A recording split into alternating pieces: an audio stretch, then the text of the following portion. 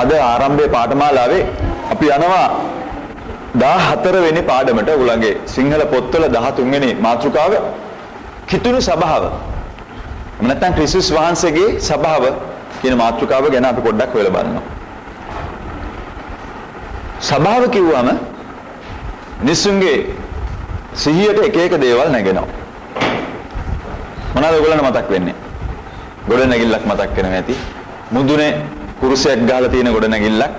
එහෙම නැත්නම් අලුත් විදියට ඔඩිටෝරියමයක් විදියට හදපු ගොඩ නැගිල්ලක්. සෙනඟ රැස් වෙලා ඉන්න තැනක්. අර දිග පුටු මතක් වෙන්න පුළුවන්. එහෙම නැත්නම් රවුමට දාපු පුටු මතක් වෙන්න පුළුවන් අපේ වගේ. එක එක විදිහේ පින්තූරවල තියෙනවා සභාව කියලා කියපු සැනින් මතක් වෙන දේවල්. වෙනස් විදිහේ ජීවිත රටාවක් වෙනස් විදිහකට හැසිරීමක් කරලා පැයක් විතර අමුතු විදිහට හැසිරීලා පැයකට විතර පස්සේ සාමාන්‍ය ස්වභාවික ප්‍රകൃති තත්ත්වෙට මිනිස්සුපත් වෙනවා. ඒ වගේ දෙයක් කියන පින්තූරකුත් තියෙනවා. හොඳට ඉඳපු මිනිස්සු අමුතුම මානසකට වෙනවා. අමුතුම විකාර හැසිරීම රටාවක් වෙනවා. හොඳට සන්තෝෂෙන් ඉන්න මිනිස්සු සමහර සමහරලාට සභාව කියන්නේ එහෙම පින්තූරයක්. ඒකට ඇතුල් වුණාම අර හොඳට ඉන්න මිනිස්සු ඔක්කොම මැලවිලා යනවා. ඔක්කොම මිනිස්සු නිදිමත වෙනවා. එහෙම නැත්නම් බොම්ම ගන්නවා. ඊට පස්සේ ඒක ඉවරුනට පස්සේ සාමාන්‍ය ස්වරූපෙට ඇවිල්ලා එක එක්කෙනා එක කතා කරලා සාමාන්‍ය ස්වරූපෙට එනවා. කතා කරන වචන පවා වෙනස් කරලා බ්‍රදර් සහෝදර අමුතු වෙනවා. හොඳයි. හොඳ මේ සංයමයක් ඇතුව වැඩක් කරන එක හොඳයි. හැබැයි මේ ප්‍රකෘති තත්ත්වයක් නැති වෙලාවක් ගත කරන දෙයක් බවට පත් වෙලා තියෙනවා සමහර වෙලාවට සභාව කියන්නේ. සමහරයන්ගේ හිතේ තියෙන පින්තූරේ මෙන්න මේ වගේ. එහෙම නැත්නම් වෙන කෙනෙක් කියනවා දෙයක් ඒ කියන දේ අපි ටිකක් වෙලා කරන කියන වෙලාවක්. කෙනෙක් නැගිටින්න කිව්වම නැගිටිනවා. එහෙම නැත්නම් එයා කියන දේ අහන් ඉන්නවා. අහන් ඉඳලා යන එහෙම ගත කරන කාලයක්. ඒක මේ ඉංග්‍රීසියෙන් පොඩි කතාවක්. පුංචි ළමයෙක්ට සොහනක් පෙන්වලු මේ සමබාර පියතුමා. එහෙම යන ගමන් පෙන්වලු මේ these are the names of those who died in the services කියලා කිව්වලු. ඒ කියන්නේ මේ කොමන් සිංහලෙන් කියන්නේ මේ සර්විස් එක වෙලාවේදී මැරිච්ච අය කියලා කිව්වොත් එහෙම නේ. ඒ වචනේ නෙමෙයි. ඒතකොට පුංචි ළමයා වල මොර්නිං සර්විස් එකේද පාද ඊවිනිං සර්විස් එකේ මැරිච්ච අයද කියලා. ඒක සිංහලෙන් තේරුම් ගන්න අමාරුයි. හරි.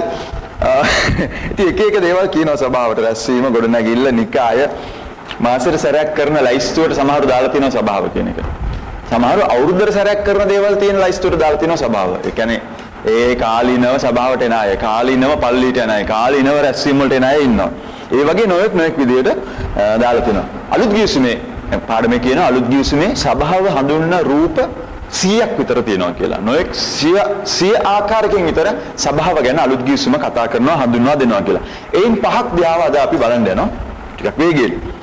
එක දෙවියන් වහන්සේට අයිති සෙනඟ, දේව ජනතාව, දෙවියන් වහන්සේගේ ජනතාව, ඒ වගේ නොයෙක් නම් වලින් කියන්න පුළුවන්. දෙවියන් වහන්සේගේ සෙනඟ. සභාව හැදිලා තියෙන්නේ අර අපි කලින් කියපු රූප වලින් නෙමෙයි, ඒවත් අන්තර්ගතයි. නමුත් සම්පූර්ණ සැබෑ සභාව කියන වචනේ ග්‍රීක වචනේ තේරුම් කරන්නේ සෙනඟක්. එකට රැස්වුණු සමූහයක්. සෙනඟකගේ හමුවීමක්. එක්ලිසියා කියලා වචනයක් ග්‍රීක භාෂාවෙන් පාවිච්චි කරා. ඒ වචනේ තේරුම වෙන්නේ හමු වුණු සෙනඟක්. සෙනඟකගේ හමුවීමක්, රැස්වීමක්, ඇසෙම්බලි. ඒ වගේ තේරුමක් එතන තියෙනවා. බෞතිස්ම ලැබීමෙන් ජනතාව මේ සෙනඟට එකතු වෙනවා. බෞතිස්මේදී පාපයෙන් අයව හොදනවා. පළවෙනි කොරින්ති 6:11 කියනවා පාපයෙන් හොදනවා කියලා. රෝම 6:3 ඉඳලා 5ටයි කොලොස්සි 2:12යි කියනවා ක්‍රිස්තුස් වහන්සේ තුල මිය ගිහිල්ලා කෙනෙක් උන්වහන්සේ තුල නව ජීවණයට නැවත නැගිටිනවා සංකේත කරනවා කියලා බෞතිස්මේදී. එතකොට පාපයෙන් හොදලා අලුත් ජීවණයට නැගිටීම සංකේත කරලා පළවෙනි කොරින්ති 12:13 කියනවා වගේ ශුද්ධාත්මයන් වහන්සේගෙන් මුද්‍රා කරලා ඒ මුද්‍රාව ලැබලා කෙනෙක් සභාවට තමයි එකතු වෙන්නේ. ඊට පස්සේ කෙනේ ඒ පුද්ගලයා සභාවට එකතු වෙනවා. යේසුස් වහන්සේ ගෝලයන්ට අනකලා බෞතිස්මය කරන්නට. ඒ කියන්නේ සභාවට සෙනඟ එකතු කරන්න. මතේ 28:19 සෙනඟ සභාවට අයිති කරන්න. නැති වෙලා ඉන්න, විසිරීලා ඉන්න සෙනඟ හොයාගෙන ඇවිල්ලා ඔවුන් අයිති තැන, ඒ කියන්නේ සභාව, දෙවියන් වහන්සේගේ ජනතාව කාණ්ඩයට ඒ සෙනඟ ගොඩට එකතු කරන්න. සභාව ප්‍රධාන වශයෙන් කොටස් කීපයකට බෙදෙනවා. පළමුව එක විශාල සභාව, ජාත්‍යන්තර සභාව කියලා අපි ඒකට කියනවා. ලෝකේ පුරාම විසිරීලා සිටින යේසුස් වහන්සේව විශ්වාස කරන කිතුණු නොඑක් නිකායන් වෙන්න පුළුවන්, නොඑක් පසුබිම් තියෙන්න පුළුවන්. නමුත් යේසුස් වහන්සේ විශ්වාස කරන දෙවියන් වහන්සේගේ ජනතාව මෙතන සඳහන් කරනවා බ්‍රිටැනිකා විශ්වකෝෂයේ, බ්‍රිටැනිකා එන්සයික්ලෝපීඩියා බ්‍රිටැනිකා ඒ විශ්වකෝෂයේ සඳහන් වෙනවලු රටවල් 254ක් විතර පුරා ලෝකේ පුරාම රටවල් 254ක විතර කිතුණුවන් විසිරීලා ඉන්නවා කියලා. ලෝක ජනගහනයෙන් 32.9කට විතර ප්‍රමාණයක් කිතුණුවන් කියලා මේ විශ්වකෝෂයේ සඳහන් කරනවා. මේ ලෝකේ ගොඩක් රටවල් වල කිතුණුව අනිත් දර්ශන වලින් අනිත් ආගම් වලින් අනිත් අන්‍ය භක්තිකයන්ගෙන් පීඩා විඳිනවා. බොහෝ පීඩා විඳිනවා. සමහර රටවල හැංගෙවෙලා වුන්ට ක්‍රිස්තුස් වහන්සේ නමස්කාර කරන්න ක්‍රිස්තියානි දිවි පෙවත ගත කරන්න සිද්ධ වෙලා තියෙනවා. මොකද ක්‍රිස්තියානි ජීවිත රටාව කියන්නේ එලිමහනේ ගත කරන ජීවිතයක්. ඒක හරි අමාරු වෙනවා ගෙවල් ඇතුලේ ගත කරන්න. ඒක හරි අමාරුයි පල්ලි ඇතුලේ ගත කරන්න. ඒක හරි අමාරුයි හැංගවිලා ගත කරන්න. අපි ගිය පෞද්ගලික පාඩමේදී බැලුවා දෙවියනේ කියලා පැත්තකට වෙලා අදහගෙන ඉන්නවනේ. එහෙම ඉන්න බෑ. දෙවියන් වහන්සේ විශ්වාස කරගෙන ඉඳීමේ කොටසක් තමයි වෙන සෙනගක් එක්ක ගැටිලා ජීවත් වෙන එක. වෙන සෙනගක් මැද්දට ගිහලා ලුණු වගේ ජීවත් වෙන එක කිතුණු කමේ කොටසක්. එතකොට එහෙම නැත්තම් කිතුණුවෙක් හැටියට ඉන්න බෑ. ඉතින් කිතුණුවෙක් හැටියට හිටියොත් එහෙම වෙන මිනිස්සු මැද්දට ගිහලා ඉන්නේ නැතුව ඉන්න බෑ. ලොකු අමාරුවක් වැටෙනවා ඒ කෙනාව. එයාට හරි අමාරුවක් වැටෙනවා. එහෙම ජීවත් වෙන්න බෑ. නමුත් සෙනගට සිදු වෙලා තියෙනවා ලෝකේ බොහෝ රටවල හැංගෙවිලා ඉන්න. නිදහස නැහැ. ඒ නිසාම ස්වභාවික විදිහට සාමාන්‍ය විදිහට ක්‍රිස්තියානි විදිහට ජීවත් වීමේ නිදහස අයිතිවාසිකම නැහැ. ඒ වුණත් තුන්වෙනි ලෝකේ රටවල් වල සභා වර්ධනය ඉතාමත් ශීඝ්‍රයෙන් වැඩි වෙගෙන යනවලු. සභාවන් වල වර්ධන වේගය තුන්වෙනි ලෝකේ රටවල් වල ඉතාමත් වේගයෙන් වැඩි වෙලා යනවලු. කෙන්යාව වගේ රටවල් වල 80%ක් විතර ප්‍රමාණයක් කිතුණුවන් ජීවත් වෙනවා කියලා කියනවා. කිතුණුවන් බවට පත් වෙලා කියලා කියනවා. නමුත් බ්‍රිතාන්‍ය සභාව 1980 අතර මිලියන් භාගයකින් ජනතාව අඩු වුණු බවක් කියනවා. මේ සහෝදරයා අපිට කියනවා බටහිර රටවල් වලින් ඉස්සර මිෂනාරිවරු දූතයන් යේසුස් වහන්සේගේ වචනය ගත්ත දූතයන් ම්ලේච්ඡ ජාතීන් හොයාගෙන පෙරදිග ඈත පෙරදිග ආසියානු රටවල් වලට ගියා.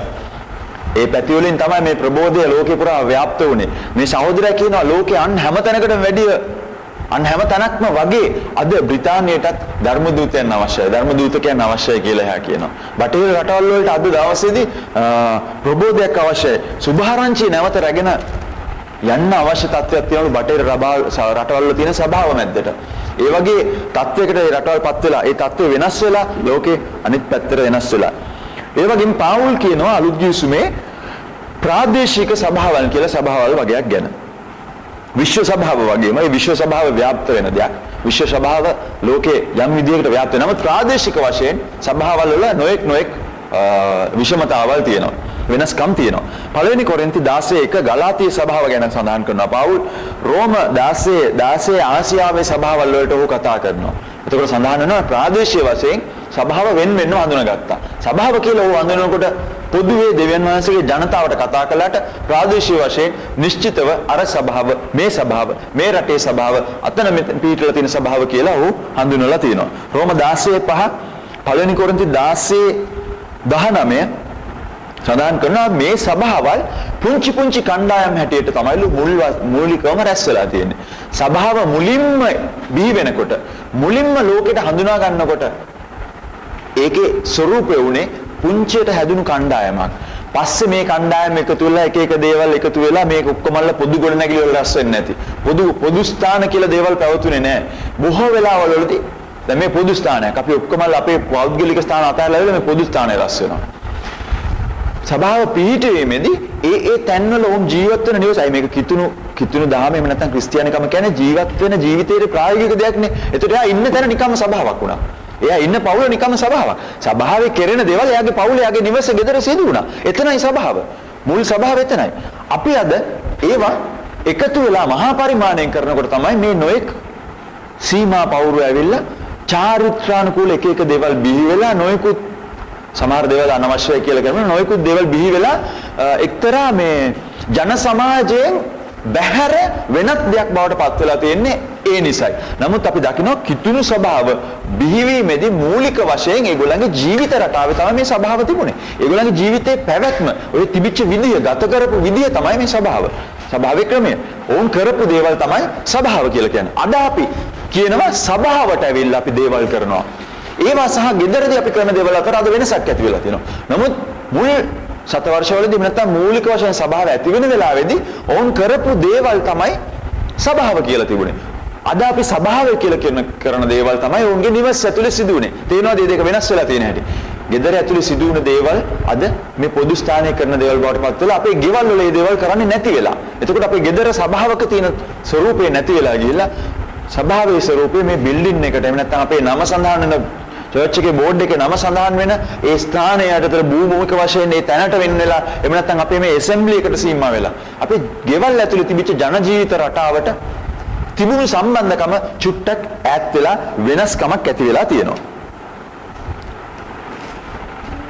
හැබැයි ප්‍රමාණ තුනකින් සෙනග රැස්වුණු බව අපිට දකින්න පුළුවන්කම තියෙනවා. සෙනගෝගේ පොදු ස්ථානයක් හැටියට රැස් වෙලා තියෙනවා ඒ කාලේ. දේව වචනේ හදාරන්න දේව මාලිගාවේ කොටසක එය රැස්වුණු බව තියෙනවා. විශාල පරිමාණයේ සෙනග රැස්වුණු තැන් තියෙනවා. කර්ණ ගිවිසුමේ මංගල්‍යයන් තිබුණා. ඒක පොදු රැස්වීම. එතකොට ගෙවල් වල තියෙන දේවල් වලින් බැහැර වෙලා එයා එනවා පොදු රැස්වීම වලට.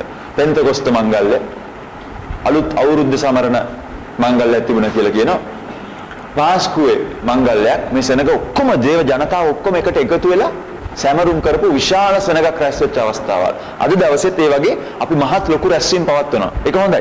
නොඑක් නිකායන් නොඑක් සභාවල් එකට එකතු වෙලා රැස්වීම් පවත්වනකොට සෙනග එක්සත් වෙන වෙලාවේදී ලොකු ආනුභාවයක් එතන ක්‍රියා කරනවා. ලොකු ඇට්මොස්ෆියරයක්, ලොකු පසුබිමක් හදනවා. දෙවියන් වහන්සේ ප්‍රසන්න කරන ලොකු පසුබිමක් හදනවා. ලොකු බලවත් ඇදහිල්ලක් ඒ වෙලාවේ වර්ධනය වෙනවා. ලොකු නමස්කාරයක් එතන එස වෙනවා. ලොකු ප්‍රශංසාවක් එතන එස වෙනවා. ස්වාමීන් වහන්සේට ලේසියෙන් බලවත් ලෙස දේවල් කිරීමේ පසුබිමක් හැදෙනවා මහා පරිමාණ රැස්වීම් වලදී.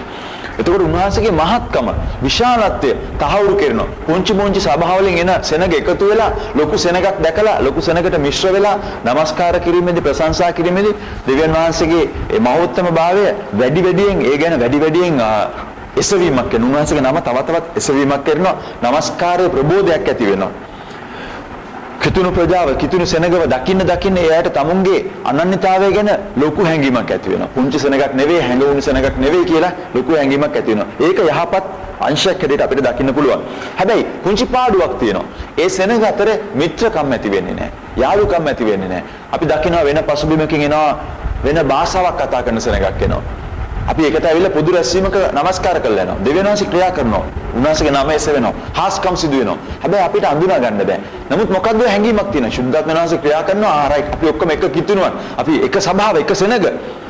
අපිට එහෙම හැඟීම් ඇති වෙනවා. හැබැයි පුද්ගලික වශයෙන් එක එක්කෙනා අඳුන ගැනීමේ හැකියාව එතනදී ඇති වෙන්නේ නැහැ. ඉතින් ඒක නිසා සභාව ඇටියට ඒක තියෙන ගුණයක්, සහභාගීත්වය, සම්බන්ධකම් ඇතිවීම එක්තරා ගුණයක්. ඒක මේ විශාල පරිමාණයේ රැස්වීම් වල, විශාල පරිමාණයේ හම්වීම් වලින් හදාගන්න බැරි දෙයක්. ඒක විශාල සෙනගක් එකතු වෙන තැන්වල ළඟා කරගන්න බැරි ඉලක්කයක් වෙනවා මිත්‍රකම් ඇති කර ගැනීම.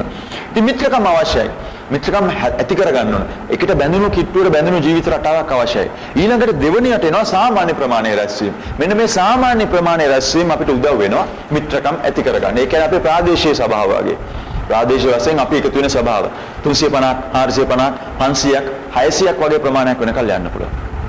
සාමාන්‍ය කියන මම හිතන්නේ 200 300 අතර ප්‍රමාණයේ රැස්වීම තමයි මේ සාමාන්‍ය ගණනට වැටෙන්නේ කියලා. මම මතකයි. සාමාන්‍ය හඳුනා ගන්න පුළුවන් පුංචියට මිනිසුන්ට පොඩ්ඩක් ඉන්ටරැක්ට් කරන්න පුළුවන් ප්‍රමාණය. යම් කිසි තරමකට හරි ඇඳුනුම්කම ඇති කරගන්න පුළුවන් ප්‍රමාණයේ රැස්වීම. බොහෝ සභාවල් මේ ගණනට එකතු වෙනවා. මේ සම්බන්ධතා මේ සෙනග අතරේ සම්බන්ධතාවල් ඇති වෙනවා. දීමනාවල් මෙතනදී ක්‍රියාත්මක වෙනවා. එක එක්කෙනාගේ දීමනාවල් වලට යම් කිසි ප්‍රමාණයක ඉඩක් මෙතන තියෙනවා. එලිමහනේ රැස් වෙන නිකායන් ඔක්කොම එකතු වෙලා කරන රැස්වීමක ලොකු මහත් ප්‍රබෝධයක් ඇති කරන උද්‍යෝගය ඇති කරන නමස්කාර ප්‍රබිදීමක් ගැන ලොකු විශාල ප්‍රමාණයේ රැස්වීමකට වැඩිය මේ වගේ තැනක මධ්‍යම ප්‍රමාණයේ රැස්වීමක දීමනාවල් ක්‍රියාත්මක කිරීමේ යම් තරමකට හරි ඉඩකඩ තියෙනවා. එක එක්කිනාට අනිත් එක්කිනාට උදව් වීමේ ඉඩ ප්‍රස්තාව හැකියාව යම් ප්‍රමාණයකට හරි එතන රැඳිලා තියෙනවා. යම් ප්‍රමාණයක් කියන්නේ සායන හොඳ ප්‍රමාණයකට තියෙනවා. දැන් අපේ රැස්වීම වගේ ගත්තොත් එහෙම අපේ මේ නමස්කාර සැමරුම් රැස්වීම වගේ තැනක් ගත්තොත් හොඳ ප්‍රමාණයකට තමුන්ගේ දීමනාවල් ක්‍රියාත්මක කිරීමේ නිදහස තියෙනවා. නැත්තරම නැති වෙන්නේ අර වගේ මහා පරිමාණ රැස්වීමකදී. මහා පරිමාණ රැස්වීමක් එක බැලුවම මේකේ හොඳ ප්‍රමාණයකට ඉඩකඩ තියෙනවා තමුන්ගේ දීමනාව ක්‍රියාත්මක කරන්න ඉදිරියට එන්න. දීමනාවක් අරගෙන ඉස්සරහට ඇවිල්ලා සේවය කරන්න පුළුවන්කම තියෙනවා. ඊළඟට අපිට හම්බ වෙනවා පුංචි කණ්ඩායම, චෛල කණ්ඩායම, රුහ කණ්ඩායම. මේ පුංචියට කිට්ටු වුණු සෙනගකින් සමන්විත කණ්ඩායම. සෙනග දෙකක ඉඳලා දෙන්නෙක්ගේ ඉඳලා 12 දෙනෙක් විතර වගේ වෙනකල් සෙනග එකතු වීමෙන් හැදුණු පුංචි කණ්ඩායම්. බැඳුණු ජීවිත තියෙන්නේ මෙන්න මෙතනයි. එක පවුලක් වගේ ක්‍රමයක්. අපේ නිවෙස් වගේ. පුංචිම යුනිට් එක නිවෙස්. ඒ ඇතුලේ තියෙන බැඳීම කොයිතරම්ද? අන්න ඒ වගේ බැඳීමක් ඇති කරනවා එකම ලේන් නොසෑදුනා වුණාට එකම නෑදෑකමට ඇතුල් නොවුණා වුණාට පුංචි කණ්ඩායමකට ඇතුල් වුණු සෙනගට අර පවුලක තියෙන ශක්තිමත්කම වගේ ශක්තිමත් බැඳීම් ඇති කර ගැනීමේ හැකියාව තියෙනවා. තමුන් ඒකට වර්ක්අවුට් කරන වැඩ කරන්න ඕනේ. ඒ වෙනුවෙන් ඒ උදෙසායකේ අගේ තේරුම් අරගෙන ගෙදරට තියෙනා වගේ විශ්වාසවන්ත වෙන්න පුළුවන්කම තියෙනවා. ගෙදර තියෙනා වගේ කැපවීමක් ඇති කරගන්න මේ කණ්ඩායමත් එක්ක පුළුවන්කම තියෙනවා. ගෙදරට වගේ සොයලා බලලා ක්‍රියා කරන්න ප්‍රේමය දක්වන්න හැකියාවක් තියෙනවා මේ පුංචි කණ්ඩායමක් ඇතුලේ. පුංචි කණ්ඩායම ගැන කතා කරනකොට මට මතකයි යේසුස් වහන්සේ තේරුම් ගත්ත මේක පාඩමකදී අපිට ගන්නවා. යේසුස් වහන්සේ තේරුම් ගත්තලු 15 දෙනෙකුට වැඩි වගේ ප්‍රමාණයකට වැඩි ප්‍රමාණයක් අතර අන්තර් සම්බන්ධතා පැවැත්වීමේ හැකියාව අඩුයි කියලා. හොඳ ජෙනුයින් විදියට එක එක්කෙනා අතර දරා ගන්න කැපකිරීම වෙන්න ගණන් දීම් ඇති කරගන්න අමාරුයිලු ඒ වගේ වැඩි ප්‍රමාණයට. ඒක නිසා යේසුස් වහන්සේ හොඳටම අවම ප්‍රමාණය දන්න නිසා උන්වහන්සේ හොඳටම දන්න නිසා ගෝලයන් අපිට දකින්න පුළුවන් ප්‍රමාණයක් තෝරාගත්තා කියලා සඳහන් කරනවා. ඒ ගුරුවරයා කියනවා. අපිට ඒක දකින්න දෙවියන් වහන්සේට දෙවියන් වහන්සේගේ පුත්‍රයාට එහෙම නැත්නම් අසීමිත හැකියාවක් තිබුණා. මිනිස්සුන්ගේ හදවත් වලට කතා කරන්න. උන්වහන්සේ කතා කරන අපේ හදවත් දෑවා නොවේ දෙක තැනක කතා කරනවා. අර ක්‍රියාපොතේ එක තැනකදී. හඳුනන්නේ නැති මිනිස්සු. ඉතින් ඒ විදිහට යේසුස් වහන්සේ කටයුතු කරන්න තිබුණා. ගෝලේ හදාගෙන තිබුණා 12000ක්.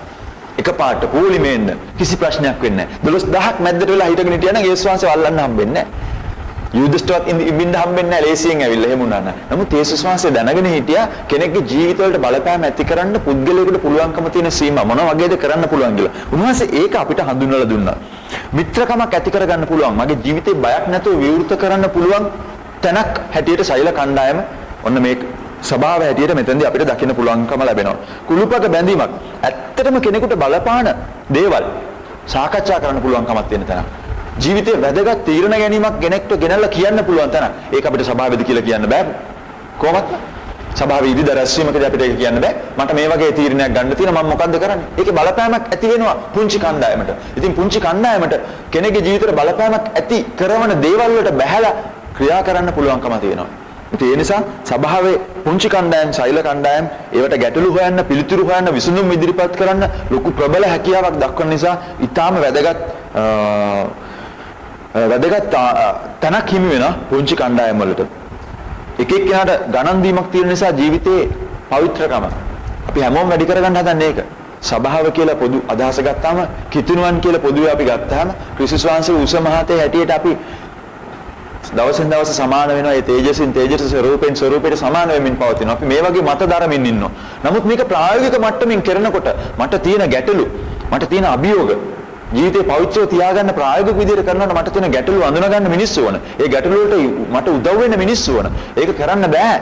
පාලකතුමාට ඇතුළුව එහෙම නැත්නම් නායක කණ්ඩායමට ඒගොල්ලන්ට ඒක කරන්න බෑ. ඒක කිරීමේ හැකියාව එකිනෙකාට ගණන් දීම එකිනෙකා සමග විවිධව සිටීමේ හැකියාව ඒ දේවල් කුංචි කණ්ඩායමේ තියෙන නිසා මේ පවිත්‍රකම ගුණාත්මක බව රැකගන්න එක වැඩි කරගන්න පුළුවන්කම තියෙනවා කුංචි කණ්ඩායම ඇතුලේ. දෙවෙනුවට දෙවියන් වහන්සේගේ පවුල කියලා සභාවට කියනවා. දෙවියන් වහන්සේගේ පවුල.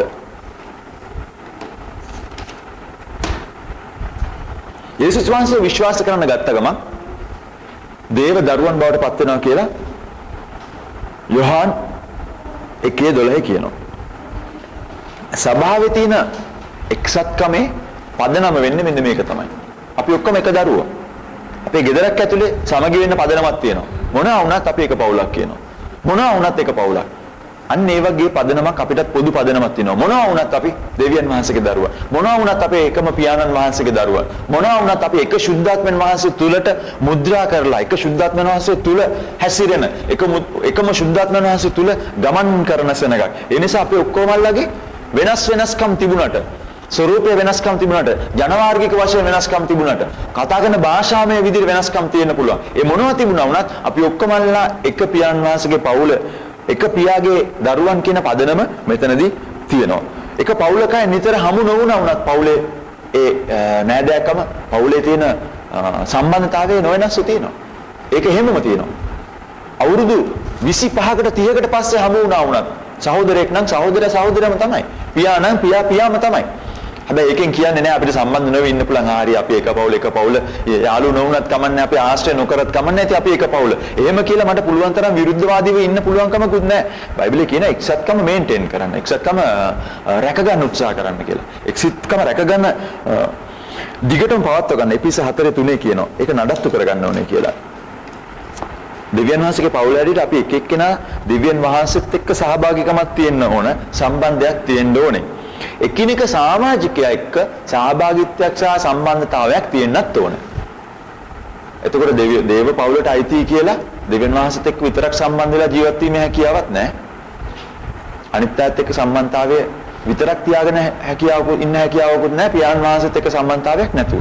ඒ සම්පූර්ණ සම්බන්ධතාවවලට අපි ඇතුල් වෙලා ඉන්න ඕන. අපි එක එක්කෙනාත් එක්කත් අවංකව අව්‍යාජ සම්බන්ධතා ඇති කරගන්න ඕන. ග්‍රීක වචනේ සහභාගීත්වයට කියන්නේ කොයිනෝනියා. කියන්නේ බෙදා හදා ගැනීම, පොදුවේ තබා ගැනීම. අන්න ඒ වගේ තත්ත්වයකට මේ අපේ සම්බන්ධතාවයල්පත් වෙන්න ඕන. කොයිනෝනියා බෙදා හදා ගැනීම. පොදුවේ තමුන්ට අයිති දේවල් පොදුවේ තබා ගැනීම. ඒක කරන්න පුළුවන් තරම් කරන්න උත්සාහ කරන්න ඕන. අපිට තියෙන දේවල් එක එක්කෙනාත් එක්ක භුක්ති විඳින එක. තනි කෙටි වචන වලින් කියනවා අපිට තියෙන දේ අනිත් එක්කෙනාත් එක්ක බෙදා දාගෙන භුක්ති විඳින එක. කිතුණු සහභාගීත්වය ಜಾති වශයෙන් භාෂාමය වශයෙන් තියෙන වෙනස්කම් ඔක්කොම නැති කරලා දානවා. ඔයාලා දකින්නවනේ සභාවක් ඇතුළට ආවම අපි නොඑක් බෙදීම් වෙනස්කම් තියෙන මිනිස්සු ඔක්කොම එකට ගත කරනවා. සභාව නොතිබුණා නම් එහෙනම් අපි ඒත් එක්ක සම්බන්ධ වෙනවද? මේ සභාව කියන දේ අපිට මුණ ගැහුනේ නැත්නම් මගේ ජීවිත රටාවේ අපි ඒත් එක්ක සම්බන්ධ වෙනවද? නැහැ. මම මගේ අම්මයි තාත්තයි මල්ලි එක්ක විතරක් මගේ කිට්ටු නෑදෑයෝ ටිකයි එක්ක විතරක් මම ජීවත් වෙනවා. අනිවාර්යයෙන්ම මම දන්නවා. ඉන්දිවි මිත්‍රයෝ කීප දෙනෙක් ඒ ඇත්ත එක මම මගේ පාඩුවේ ජීවත් වෙන්න නම් කන්න බොන්න හම්බ කරන්න බෑ මොනවා හරි කරන්න එපා. මොනවා හරි උත්සාහයක් කරලා ඒක කරගන්න ඒවි. ඉතින් ඒකට පදනමක් නැති නිසා මට සීමාවක් නැති නිසා මට ඕන දෙයක් කරන්න පුළුවන්කම තියෙනවා. කාව නැති කරලා කාගේ කර උඩ නැගලා හරි මට හම්බ කරගන්නත් පුළුවන්. මට සැප විඳින්න ඕන දෙයක් කරන්න පදනමක් නැහැ. කිසිම නැහැ නේ සීමාවක්. ඉතින් එහෙම ඕන දෙයක් කරගෙන මම අපේ කට්ටිය ගැන විතරක් හිතාගෙන අපි ජීවත් වෙවි. සභාව කියන පදනම නොතිබුණා නම් දැන් සභාව අපේ සීමාව නැති කරලා ඒ ආශ්‍රයවල වල තියෙන සීමාව නැති කරලා මට ඉන්නවා මිත්‍රයෝ මට ඉන්නවා මගේ වයසට වැඩිමහල් අය මට ඉන්නවා මගේ වයසට වැඩි පහත් අය මට ඉන්නවා මගේ ජාතිය නොවන මිත්‍රයෝ මට ඉන්නවා මගේ භාෂාව කතා කරන්නේ නැති මිත්‍රයෝ ඇයි සභාව අර පවුරු ඔක්කොම කඩලා දැම්මා එහෙම නැත්නම් මං කොටු වෙලා ඉන්න තිබුණා මගේම නෑදෑකම තියෙන මගේ ලේ නෑයන් කියන කොටසත් එක්ක මට ජීවත් වෙන්න තිබුණා නමුත් ඒ සීමාවල් ඔක්කොම බිඳ දැම්මා කිතුණු සහභාගීත්වය ඇවිල්ලා. සභාවට පිටතින් කවදාවත් ලැබෙන්නේ නැති මට්ටමේ මිත්‍රකමක් සභාව ඇතුලේ තියෙනවා. ඒක හොයාගන්න පුළුවන්. කවදාවත් ඔබට සභාවට පිටින් හම්බෙන්නේ නැහැ. නියම මිත්‍රකම, අව්‍යාජ මිත්‍රකම හම්බෙන්නේ නැහැ. හොඳ යාළුවෝ ඉන්න පුළුවන්. ඒක වෙනම කාරණයක්. ඒ වගේ මිත්‍රයෝ ඉන්නවා. හොඳ මිත්‍රකම් තියෙන්න පුළුවන් සභාවට සභිකයන් නොවන, කිතුණුවන් නොවන අය අතරේ හොඳ මිත්‍රකම් තියෙන්න පුළුවන්. හැබැයි අව්‍යාජ මිත්‍රකම ඔබට ලැබෙන්නේ නැහැ එතනින්. පදනමක් නැහැ මේ මිත්‍රකමට. ඒ මිත්‍රත්වයට පදනමක් නැහැ. මිත්‍රත්වයේ පදනම යේසුස් වහන්සේ. ජීවිතය අනිත් එක්කෙනා වෙනුවෙන් දීම කියන පදනම නැහැ. ජෝන් වෙස්ලි ඔයගොල්ලෝ අහලා තියෙන නමක්. ජෝන් වෙස්ලි කිව්වලු අලුත් ගිවිසුම කියන්නේ තනියෙන් අදහන ආගමක් නෙවෙයි කියලා. තනියෙන් අදහන ආගමක් නෙවෙයි අලුත් ගිවිසුම කියලා. ඒ කියන්නේ තනියම ඉඳගෙන ක්‍රිස්තියානිකාරයෙක් විදිහට ජීවත් වෙන්න බෑ. හිමාලයට ගිහිල්ලා නේ නැත්තම් කොහේ කන්දක් මුදුනකට ගිහිල්ලා එහෙම තනියම ජීවත් වෙන්න පුළුවන් කමක් නැහැ. සහභාගීත්වය කියන්නේ ඔප්ෂනල්. කැමති නම් තෝරා ගන්න පුළුවන් අකමැති නම් පැත්තකට දාන්න පුළුවන් දෙයක්වත් නෙවෙයි. මට හොඳයි මේ ටික. මම මේකම ඉන්නවා. මගේ වැඩ ටික කරගෙන මගේ සේවය ඉෂ්ට කරගෙන මගේ දීමනාව ක්‍රියාත්මක කරන් මම ඉන්නවා. මම යන්නේ අනිත් පැත්ත එක්ක. ඒක වැරදි එහෙම බෑ. එහෙමනම් ඔයාලට කිතුණුවෙක් කියන්න බෑ. කිතුණුකම කියන එක ඇතුලේ අන්තර්ගත දේවල් වගේක් තියෙනවා. සහභාගීත්වය අනිවාර්යයෙන්ම තියෙනවා. අනිත් මිනිස්සුත් එක්ක සහභාගීකම් දරන එක අනිවාර්යයෙන්ම මේක තියෙනවා. ඉතින් ඒ අයට ඔබේ ජීවිතය ඇතුලේ සහභාගීත්වය කියන වශයෙන් ඉඩක් නැත්තම් කිතුණුවෙක් කියලා නම් කරන්න අමාරු වෙනවා. ඔයාගේ ජීවිත රටාව ඇතුලේ සහභාගීකම අනිත් අයත් එක්ක සහභාගී වෙනවා කියන එකට අනිත් අයත් එක්ක බෙදා හදාගෙන ජීවත් වෙනවා කියන එකට මම දන්නේ නැහැ කොයිතරම්ද ප්‍රමාණය කියලා. හැබැයි ඔයාගේ ජීවිතය තුළ ඒකට ඉඩක් නැත්තම්, ඒ අංශය නැත්නම්, යම්කිසි හේතුවක් නිසා ඕන්නේ අතේ දුරින් අපි ඉන්නවා. ඒ වගේ මානසිකත්වයකට කවදා හරි මොනවා හරි හේතුවක් නිසා එනවනම් ඒක වැරදි. එහෙමනම් කිතුණුකම කියන එක පොඩ්ඩක් අයින් කරන්න නම් ක්‍රිස්තියානිකම කියන එකට ඒක අයිති නැති වෙනවා. ක්‍රිස්තියානිකම කියන එක ඇතුළේදී සහභාගීත්වය නැතුව ජීවත් වෙන්න බෑ. තෝරාගෙන කරන්න පුළුවන් දෙයක් නෑ. කරන්න පුළුවන් දෙයක් නෙවෙයි. තෝරා ගන්න බෑ. අනිවාර්යෙන් කරන්න ඕන. ලෝකේ තියෙනවලු තනියෙන් කරන්න බැරි දේවල්. එකක් කසාද බඳින්න බෑ තනියම. බෑනේ තනියම කසාද බඳින්න. අනිවාර්යයෙන්ම තව පාර්ශ්වයක් ඉන්න ඕන. තනියෙන් කසාද බඳින්න බෑ. අන්න ඒ වගේ දෙවෙනි කාරණාව තමයි ක්‍රිස්තියානි කාර්යයක් විදිහට ජීවත් වෙන්න බෑ තනියම. ලෝකේ තනියම කසාද බඳින්නත් බෑ. කිතුණෙක් විදිහට ජීවත් වෙන්නත් බෑ තනියම. අනිත් අය ඕනේ. තව අය ඕනේ. බඳින්න නම් එක්කෙනයි ඕනේ ඊට වැඩි බෑ. නමුත් කිතුණෙක් හැටියට ඊට වැඩි ඕනේ. එක්කෙනෙක්ට වැඩි ඕන. තනි කිතුණුවා කිතුණු කියලා කියන්න බෑ. හේබ්‍රෙව් 10:25 එතන කියනවා ක්‍රිස්තියානි මිනිසෙකුට දෙවියන් වහන්සේ ගැන තියෙන ප්‍රේමයයි ක්‍රිස්තියානිකම ගැන තියෙන උද්‍යෝගයයි නැති කරන කරුණක්. සහභාගීත්වය අතහැරලා දාන එක. ෆෙලොෂිප් එක නැති වෙනවනම් එයාගේ ක්‍රිස්තියානිකම ගැන තියෙන උනන්දුවයි දෙවියන් වහන්සේ ගැන තියෙන උනන්දුවයි නැති වෙන්න එක හේතුවක් වෙනවලු. එක සීත රටක එක ක්‍රිස්තියානි මිනිසෙක් ඔන්න පසුබට වෙලා ඇල් මැරිච් කෙනෙක් හිටියලු. සභාවේ වයසක මිනිසෙක් මෙයාව බලන් ආවා. මෙයා බලන් දැන් මේ සීත රටක්නේ. ඒ රටවල වල සාලේ මැද්දේ අර ගිනි උදුනක් තියෙන එක සාමාන්‍ය දෙයක්, ස්වභාවික දෙයක්. ඉතින් මේ වයසක වැඩිමහල් බ්‍රදර් ඇවිල්ලා ඉඳගත්තා. ඉඳගෙන ඉතින් බොන්න මොන හරි දුන්නාම ඒකත් අරගෙන අර උදුනේ පත්තු වෙනවා අඟුරු. මෙයා ඒක අඟුරු කෑල්ලක් අර අඟුරු අල්ලන මොකද්ද මන් දැකට විශේෂ නමක් කියනවා. ඒකෙන් ගත්තා අරගෙන මේක අයින් කරලා තිබ්බා. මුකුත් කතා කරේ නැහැලු. ටිකක් වෙලා යනකොට දැන් මේ පසුබට ගිතුණුවගේ ගෙදර ඇවිල්ලා මේ විසිටින් ඇවිල්ලා කතා කරන්නේ නැහැ. ඒක අරන් අහක් කරලා තිබ්බා. දැන් මෙයා මේක බලන් හිටියා. ටිකක් වෙලාවට මේක නිවෙනවා. නිවිගෙනම ගියා. නිවිගෙනම යනකොට මෙයා මේක ආයෙත් ගිනි ගොඩට ලං කරාලු. එතකොට ආයෙත් පත්තු වෙනවා. ආයෙසරයක් අදිනවා. ටිකක් වෙලාවට ආපහු නිවෙනවා. ආයෙසරයක් ලං කරා ගිනි ගොඩට කූර තිබ්බා. මෙයා නැගිටලා එහෙනම් මම ගිහිල්ලා එන්නම් කියලා ගියාලු. අර කිතුණුවට තේරුණාලු මොකද්ද වෙලා තියෙන්නේ කියලා. එයා මිනිස්සුත් එක්ක සහභාගී වෙන්නේ නැති නිසා තමයි එයා ඇල්මරුනේ. එයාගේ උෂ්ණත්වය නැති වුණේ. එයාගේ අර තිබුණු ප්‍රබෝධය නැති වුණේ කියලා එයාට තේරෙනවලු. විසිටින් එකෙන් කතා කරන්නේ නැතුව එයා පණිවිඩයක් දීලා ආවලු.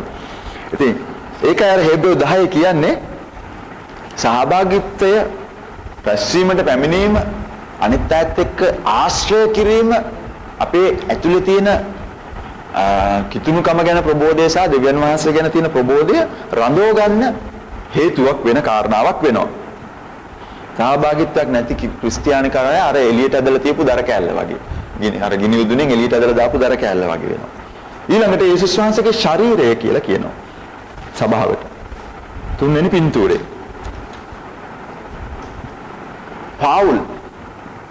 සාවුල් කියන කාලෙදී සභාවට පීඩා කළා. මිනිස්සු වල ඉරගෙදෙට්ට දැම්මා. ඒ මිනිස්සුන්ට කරන්න තියෙන දසවද දුන්නා. මරන්න තියෙන අය මරලා දැම්මා. ඒ වගේ දේවල් කරා. එක දවසක් යේසුස් වහන්සේට මුණ ගැහුණා. යේසුස් වහන්සේ ඇහුවා සාවුල් වා මට පීඩා කරන්නේ ඇයි? යේසුස් වහන්සේ පාවුලුයි කවදාවත් මුණ ගැහුනේ නැහනේ. කිසිම තැනකදී සාවුල් යේසුස් වහන්සේට කිසිම ශාරීරික වශයෙන් කිසිම හිරිහැරයක් කරේ නැහනේ. සභාව ක්‍රිස්තුස් වහන්සේගේ ශරීරයයි. ඒ කියන්නේ සභාව ක්‍රිස්තුස් වහන්සේමයි කියලා කැල්වින් සාමිවරයා. ඔයාලා අහලා තියෙනවනේ කැල්වින්. එයා කියනවලු සභාව ක්‍රිස්තුස් වහන්සේ කියලා. ශරීරය කියන්නේ තින් පුද්ගලයානේ නේද? මගේ ශරීරයට මම නෙමෙයි කියලා කියන්නේ නෑනේ. නේද? මම තමයි මගේ ශරීරය. මගේ ඔළුවට හරි කැක්කුමක් තියෙනවා. මම එහෙම නෙමෙයි දැන් ඉස්සෙල්ලා කිව්වේ නේ. මගේ ඔළුව කැක්කුමයි. එහෙම නැත්තම් මට හරි ඔළුව කැක්කුමයි. ඒ කියන්නේ මගේ ඔළුව මගේ. ඒක වෙනම කෑල්ලක් වගේ අපි අඳුනගන්නේ නෑනේ. ඒක මගේ ඔළුව. මේ ඔළුවට හරි කැක්කුමයි කියලා නෙමෙයි මම කිව්වේ. මගේ ඔළුව කැක්කුමයි. ඒක මගේ නිසා. එතකොට යේසුස් වහන්සේගේ ශරීරය යේසුස් වහන්සේමයි. යේසුස් වහන්සේගේ ශරීරය උන්වහන්සේගේම කොටසක්. ලෝකෙට ක්‍රිස්තුස් වහන්සේ. සභාව. ඒකයි සෙල්ලම් කරන්න බැරි. ඒකයි වගකීම් යුතු විදිහට හැසිරෙන්නේ නැතුව ඉන්න බැරි. ඒකයි මේ පවිත්‍රකම රැකගැනීම, මේ ප්‍රමිතිය රැකගැනීම අනිවාර්යයෙන්ම කළ යුතුවන්නේ. මේ ක්‍රිස්තුස් වහන්සේගේ. උන්වහන්සේ මේ තනතුරට ඔබට දුන්නේ ඒ ශරීරයේ පංගුකාරයන් කරුවේ. ඊට පස්සේ උන්වහන්සේව පෙන්වන්න. අපේ දේවල් පෙන්වන්න නෙවෙයි, පාපය පෙන්වන්න නෙවෙයි, අක්ෂය පෙන්වන්න නෙවෙයි. උන්වහන්සේව පෙන්වන්න. ඒක සිංහලක වචන වර්ගයක් තියෙනවා. උන්වහන්සේට දෑත් නැහැ, අපේ දෑත් මිසක්. අද උන්වහන්සේගේ සේවය කරන්න උන්වහන්සේට දෑත් නැහැලු. තමුන්ගේ මාර්ගවල සෙනග ගෙනියන්න උන්වහන්සේට දෙපා නැහැ අපේ දෙපා මිසක්. උන්වහන්සේ කුරුසේ මැරුණේ ඇයි කියලා කියා දෙන්න කටහඬක් නැහැ අපේ කටහඬ මිසක්. තමුන්ගේ තුරුලට වුණ රැගෙන යන්න උපකාරයක් නැහැ අපේ උපකාරය මිසක්. මේ පරණ ගීතයක කියන දේවල්. ඒතර ශරීරය ක්‍රිස්තුස් වහන්සේගේ ශරීරය කියන්නේ ක්‍රිස්තුස් වහන්සේමයි. ඒතර ක්‍රිස්තුස් වහන්සේගේ ශරීරය වෙන ස්වභාව කියන්නේ ක්‍රිස්තුස් වහන්සේගේම කොටසක්. උන්වහන්සේගේම ක්‍රියාවන් කරගෙන යන. පාවුල් ඒ බව කියනවා පළවෙනි කොරින්ති 12. ඔක්කොම එකම අවයවයක් නෙවෙයි. වෙන වෙන අවයව. හැබැයි එක එක ක්‍රියාවල් තියෙනවා. ඒ වුණාට ඔක්කොම එකම දෙයක් කරන්න පිණිස වැඩ කරනවා. එකම ශරීරයේ පෝෂණය උදෙසා වැඩ කරනවා. එකම ශරීරයේ උස මහතර වැඩෙන පිණිස වැඩ කරනවා. බොහෝ කොටස් වෙනස් වෙනස් ක්‍රියාවන් කරනවා. වෙනස් වෙනස් දීමනා වලින් එකට වැඩ කරනවා. එකම දෙයක් කරන්න වැඩ කරනවා.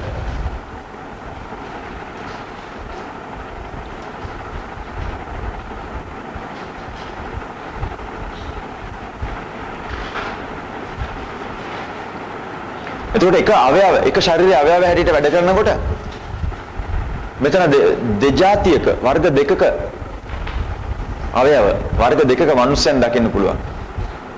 ඒක වෙන්න බැරි දේවල් ඈ. එක වර්ගයක් 14 ඉඳලා 19 වෙනි පදයට. පළවෙනි කොරින්ති 12. මම අත නෙවෙයි නිසා මං අයිති නෑනේ. එහිනමානේ.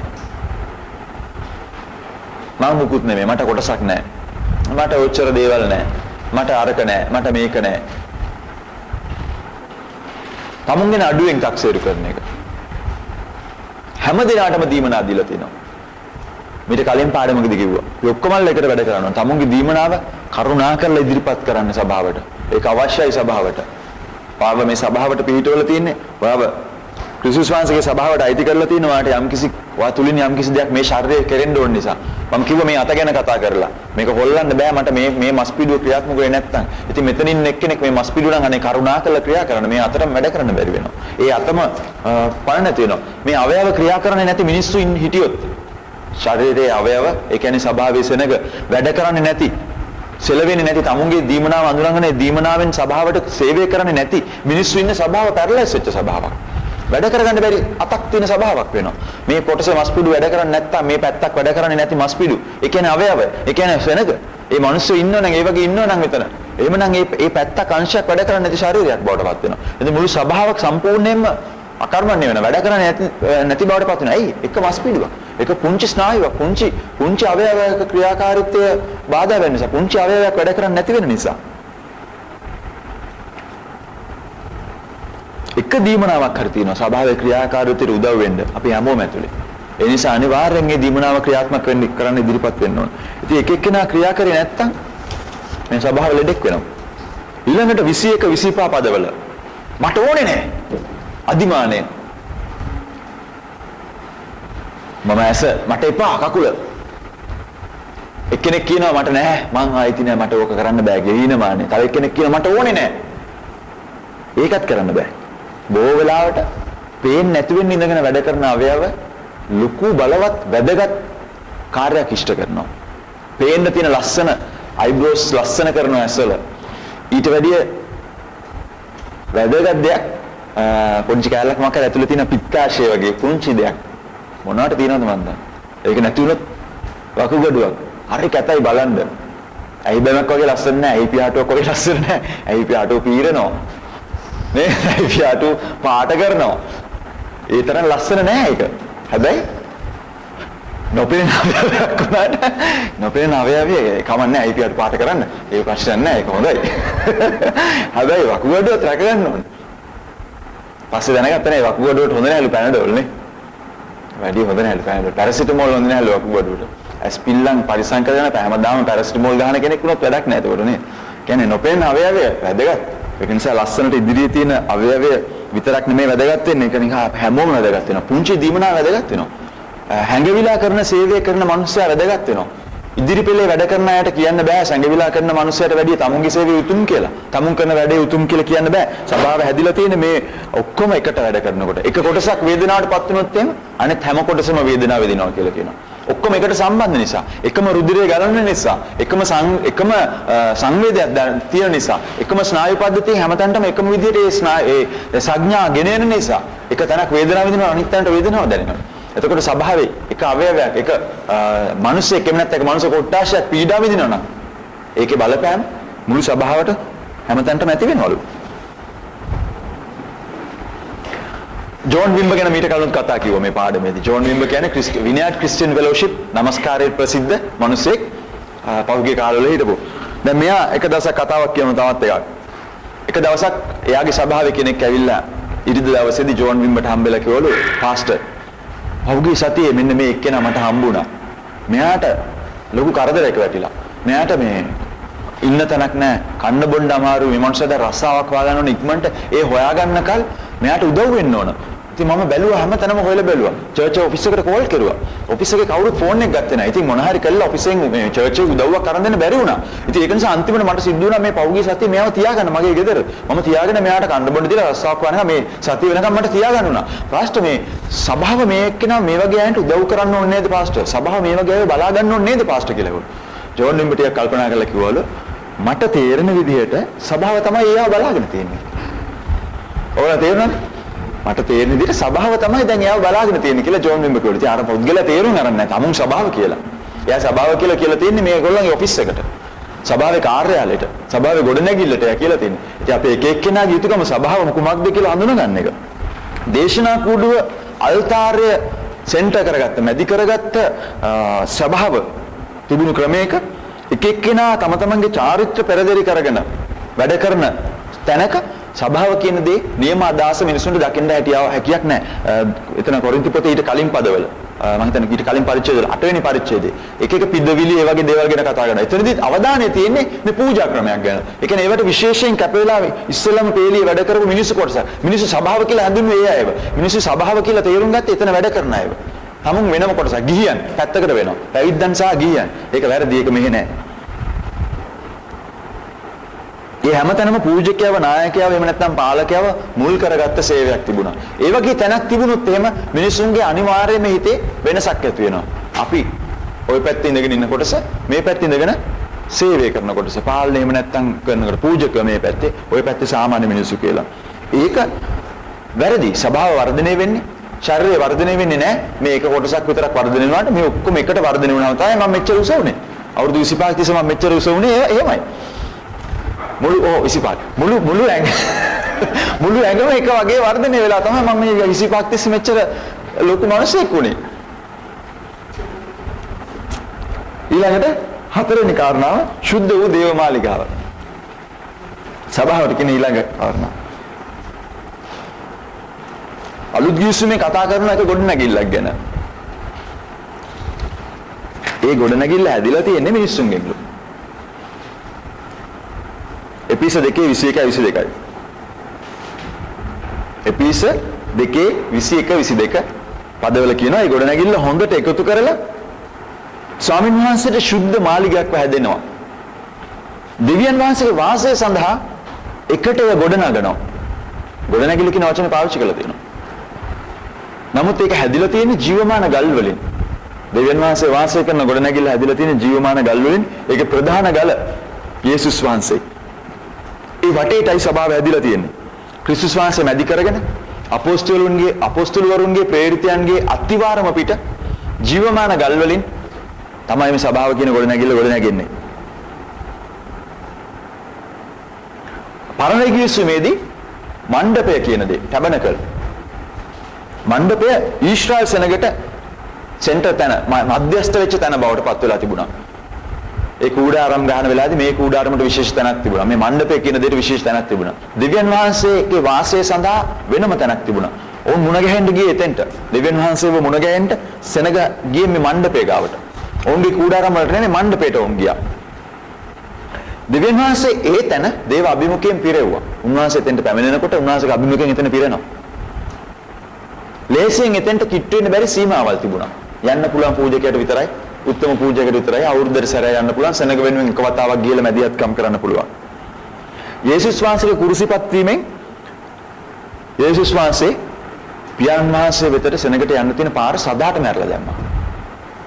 හරි අර මණ්ඩපේ මැදට යන්න පුළුවන්කම තිබුණේ නැහැ වගේ දෙවියන් වහන්සේගේ අනුමැතිය තිබුණ එකම තැනයි එතෙන්ට යන්න බැරි තිබුණා.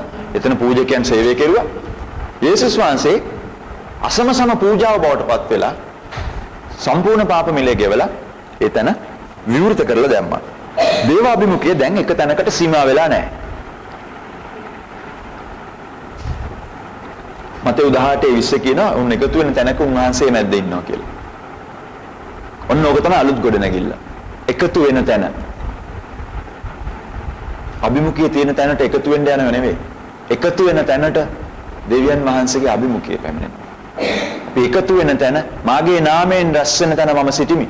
අන්න එතන ස්වාමින් වහන්සේගේ අභිමුඛය පවතිනවා. ඒක තමයි ගොඩනැගිල්ල. උන්වහන්සේ බිල්ඩින්ග් වෙනස් කෙරුවා. අර පුංචි ඔෆිස් එකක් අරගෙන ලොකු බිල්ඩින්ග් එකකට යන්නේ. නේ? එහෙම වෙනවනේ ඔෆිස් මාරු කරනවනේ සමහරලාට. පුංචි ගොඩනැගිල්ලක තිබිච්ච ඔෆිස් එකක් අරගෙන ලොකු ඔෆිස් එකකට ලොකු බිල්ඩින්ග් එකකට යනවා. එක කාමරයක් තිබුණේ දැන් මේක කම්ප්ලෙක්ස් එකක්. තට්ටු කීපයක් කාර්යාලයට. අන්න ඒ වගේ දෙවියන් වහන්සේගේ ඒ ගොඩනැගිල්ල උන්වහන්සේ වාසය කරපු ගොඩනැගිල්ල මාරු කරලා කූඩාරම ඒක මාරු කරලා කුරුසිපත් වීමෙන් පස්සේ ඒක මාරු කරලා ජීවමාන ගොඩනැගිල්ල ඇතුළට දෙන්නෙක් හරි තුන් දෙනෙක් හරි රැස් වෙනවද එතෙන්ට මාරු කරලා මේ බිල්ඩින් ඇතුළේ නෙවෙයි මේ බිල්ඩින් ඇතුළේ මේ ගොඩනැගිල්ල නෑ දේවාභිමුඛය මේ ගොඩනැගිල්ල දේවාභිමුඛය අරගෙන යන්නේ නැහැ නමුත් මේ ගොඩනැගිල්ල දේවාභිමුඛය අරගෙන යන තැනට පරණ ගිවිසුමේ පූජකතුමා තුලින් දෙවියන් වහන්සේ වෙතට පියාණන් වහන්සේ වෙතට යන්න පුළුවන්. උත්තම පූජක යේසුස් වහන්සේ තමුන්ගේ ජීවිතේ පූජා කරලා තමුන්ගේ කරන්න තියෙන ලොකුම පූජාව පූජා කරලා වෙන පූජකයෙක් අවශ්‍ය නැති කළා. දැන් දෙවියන් වහන්සේ වෙතට යන්න උත්තම පූජකයෙක් මැදිහත්කාරයෙක් අපිට අවශ්‍ය වෙන්නේ නැහැ. යේසුස් වහන්සේ මැදිහත්කාරයා බවට පත් වුණා. යේසුස් වහන්සේ මැදිහත්කාරයා බවට පත් වෙලා කෙලින්ම ඇක්සස් කෙලින්ම ඇතුල් වීමේ ප්‍රවිෂ්ඨ වීමේ මාර්ගයේ අවසරය අපිට ඇති කරලා දුන්නා. දැන් මෙතන මේ උත්තම පූජා යේසුස් වහන්සේට පාවිච්චි කරනකොට උන්වහන්සේගේ පූජකකම ගැන කියනකොට මේ හේබ්‍රු පොතේ තැනක මේක මම ලියාගත්තේ නැහැ. එතන පාවිච්චි වෙන වචනයක් යේසුස් වහන්සේ ගැන කියනකොට පාවිච්චි කරන වචනේ. ඒ වචනේ පරණ ගිවිසුමේ පූජකයන් ගැන කියනකොට පාවිච්චි කරපු වචනේ ආයතරයක් පාවිච්චි වෙනවා පළවෙනි පේත්‍රුස් දෙවෙනි පරිච්ඡේදයේ 9 වෙනි පදේ. අපි හැමෝම රාජකීය පූජකයන් කියන තැනදිත් මේ වචනේම පාවිච්චි වෙනවා. ඒතර අපේ පූජකකම එකයි. ඇදහිලිවන්ත හැමදෙනාම පූජකයෝ. හැම ඇදහිලිවන්තෙක්ම එතකොට පූජකයෙක් බවට පත් වෙනවා නිකම්ම. දෙවියන් වහන්සේ ඉදිරියේ අනිත් මිනිස්සුන්ව නියෝජනය කරන්න. පූජකයන්ගේ ජොබ් එකනේ. දෙවියන් වහන්සේ ඉදිරියේ අනිත් මිනිස්සුන්ව නියෝජනය කරන්න. මිනිස්සු ඉදිරියේ දෙවියන් වහන්සේව නියෝජනය කරන්න. ඒ කියන්නේ අපි යාඥාවල් අරගෙන යනවා දෙවියන් වහන්සේගේ ඉදිරියට. වෙන මිනිස්සු වෙනින් මැදිහත්කාරකම් අරගෙන යනවා පූජකයන් හැටියට. පූජක වංශයක් හැටියට. ඒ වගේම අනිත් අතට මේ මිනිස්සු වෙතට අපි යනවා දෙවියන් වහන්සේව නිරූපණය කරන සෙනගක් හැටියට. ඒ කියන්නේ පූජකයාගේ රාජකාරිය පරණ ගිවිසුමේ එක වචනයක තේරුම තමයි පාලම පූජකයා the bridge මැදිහත්කම පාලම ඇතික පාලම සම්බන්ධතාවය ඒගොඩ මේගොඩ සම්බන්ධ කරන එක. එතකොට මෙතන මේ පූජක තනතුරත් ඒ වගේ අපි අනිත්‍යය වෙනුවෙන් වටේ පවතින ලෝකයේ වෙනුවෙන් මැදිහත්කාරයෙන් වෙනවා දෙවියන් වහන්සේ ඉදිරියට ගිහිල්ලා. ඊට පස්සේ නැති වුණු සෙනඟ වෙතට ලෝකේ ගාවට ගියාම අන්නේ භක්තික සෙනඟ ගාවට ගියාම දෙවියන් වහන්සේගේ සාමය ප්‍රේමය අරගෙන ඇවිල්ලා එතන සම්බන්ධ කරන නියෝජිතයන් බවට පත් වෙනවා. පූජකයන් සහ පූජකයන් නොවන කිතුණුවන් කියලා කොටසක් නැහැ. එහෙම කොටසක් නැහැ. හම්බුනොත් මටත් කියන්න. එහෙම අය නැහැ. උත්තම පූජකයා හැටියට යේසුස් වහන්සේ පූජා වෙලා ඉවර නිසා පූජක අපිත් පූජා වෙන්න ඕනේ නැහැ. යේසුස් වහන්සේ පූජා වෙලා ඉවරයි. අවශ්‍ය කරන පූජාව වෙලා ඉවරයි. අපිට අපේ පාප වෙනුවෙන් පූජා වෙන්න බෑ. ඒක සිහි කරන්නයි තියෙන්නේ. ඒ මිල ගෙවීම සිහි කරන්නයි තියෙන්නේ. අපි ඒක සිහි කරනවා ශුද්ධ සහභාගීකමෙන්. රාත්‍රී භෝජනයෙන් අපි මේ පූජාව සිහි කරනවා. එතෙන්දී අපි පසුපස බලනවා. ඒ කියන්නේ අතීතයේ සිදුවුණු සිදුවීම දිහා බලනවා. ස්තුතිවන්තව. කුරුසිපත් වීම දිහාව පසුපස බලනවා. අපි නිසා කැඩුණු ශරීරය ගලපුලය අපේ පාපේ වැරද්ද ඉවත් කරා කියන එක අපි සිහිපත් කරනවා බොහොම ස්තුතිවන්තව පසුපස බලලා. ඊට පස්සේ අපි ඉදිරිය බලනවා අපේක්ෂාවෙන් යුතුව ඉදිරියේ පැවැත්වෙන වරප්‍රසාදය ගැන. එහෙනම් අද දවසේ මේක කෑමකින් සමරන්න දීලා තියෙනවා. කෑමකින් ඇත්තටම සඳහන් කරන්නේ සැමරීමක්, මංගල්‍ය සැමරීමක් ගැන කෑමකින් සඳහන් කරන්නේ. එතකොට ඉදිරියේදී තියෙන ඒ උත්සවයේ එළිදරව් 19 කියන මංගල්‍ය සැමරීමක් ගැන. ඒ ගැන අපි මේකෙදී අපේක්ෂාවෙන් බලන් ඉන්නවා. සුද්ධ සහභාගීකමේදී. මෙතන පුංචි කෑමක් කාලා අපි සංකේත කරනවා ඉදිරියේ ලොකු කෑමක් ගැන. අපි ඉදිරිය බලාගෙන ඉන්නවා. ඊට පස්සේ අපි අවට බලනවා අපි. එකිනෙකා දිහාව බලනවා. ජීවත් වෙන පවුල, සෙනග දිහාව බලනවා. පළවෙනි කොරින්ති 10:17 කියනවා බොහෝ දෙනෙක් වන අපි එක ශරීරයක් වගේ කටයුතු කරනවා කියලා. මේ සහභාගීකමට ඇතුල් වෙන වෙලාවේදී අපි ඊට පස්සේ අපේ වටාපිටා බලනවා. ඒ නිසා තමයි අපි කියන්නේ මේ මාසේ අන්තිම ඉරිදා අපි ශුද්ධ සහභාගීකම පවත්වනවා. ඕගොල්ලන්ගේ රොටියයි ඕගොල්ලන්ගේම පානයයි අරගෙන එන්න කියලා අපි කියන්නේ නැහැ. එහෙම කියන්නේ නැත්තේ ඇයි? අපි ඔක්කොම හල්ලා එක පවුලක් නිසා එක රොටියකට එක පානයකට සහභාගී වෙන්න නිසා. අපි කියන්නේ නැහැ තම තමන්ගේ රොටිය තම තමන් අරන් එන්න, තම තමන්ගේ පානය තම තමන් අරන් එන්න අපි ශුද්ධ සහභාගීකම් පවත්වනවා. එහෙම වෙන්නේ නැත්තේ ඒකයි. ඒකෙන් සහෝදරත්වය මතක් කරනවා. ශුද්ධ සහභාගීකම සහෝදරත්වයේ සහෝදරය බැම්ම මතක් කරනවා. ඒ බැම්ම ශක්තිමත් කරනවා. ඊළඟට අපි ලොකු බලාපොරොත්තුවකින් ඉහළ බලනවා. උන්වහන්සේ දිහාව, යේසුස් වහන්සේ දිහාව බලනවා. රොටි හා පානයත් සමග අපි යේසුස් වහන්සේව මතක් කරනවා. උන්වහන්සේව ඔසවනවා. මේ සිදුවීම් වලින් පසුගියව සිහි කරලා ඉදිරියේ ලැබෙන්න තියෙන දේ බලාගෙන අපේ වටාපිටාවත් බලාගෙන අපි ඉහළ උන්වහන්සේ දෙස තවදුරටත් බලන වෙලාවේදී උන්වහන්සේගේ නාමය වෙනවා. ඒ වෙලාවේදී සුවවීම සිදු වෙනවා. මනුෂ්‍යයන් ගැලවීම ලැබෙනවා. හාස්කම් සිදු වෙනවා. අපි යේසුස් වහන්සේත් එක්ක නොඑක් ලොකු බලවත් සම්මුඛ වීම, දේව අභිමුඛයේ මහත් ලෙස වැගිරීම වලට අපි අත්දැකීම් වලට යොමු වෙනවා. පහ අන්තිම කාරණා යේසුස් වහන්සේගේ මනාලිය කියලා සභාවට කියනවා. මන්ට ආසයි මේ 100ක් කියවන කරුණු ඒ 100ම ගැන ඉගෙන ගන්න තිබුණා එකපාරට. පහක් බලන්න මෙච්චර වෙලා ගියා හැබැයි. එපිස 5:32 මේ රහස මහත්ය. නමුත් මම ක්‍රිස්තුස් වහන්සේ ගැනත් සභාව ගැනත් කතා කරමි. පවුල් විස්තර කරනවා. සම්බන්ධතාවයක් ගැන විස්තර කරනවා.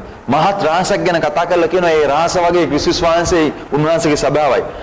පරණ ගිවිසුමේ දෙවියන් වහන්සේ ඊශ්‍රායලට ස්වාමි පුරුෂයෙක් වුණා. ස්වාමි පුරුෂයෙක් හැටියට කතා කරනවා යෙසායා 54 1 ඉඳලා 8ට. තමුන්ගේ බිරිඳ හැටියට කතා කරනවා සභාව ගැන, ඊශ්‍රායල් සෙනග ගැන පරණ ගිවිසුමේදී. පාවුල් අලුත් ගිවිසුමේදී කියනවා ක්‍රිස්තුස් වහන්සේ සභාවේ මනමාලය කියලා. සභාව එහෙම නැත්නම් ක්‍රිස්තුස් වහන්සේගේ මනමාලිය කියලා.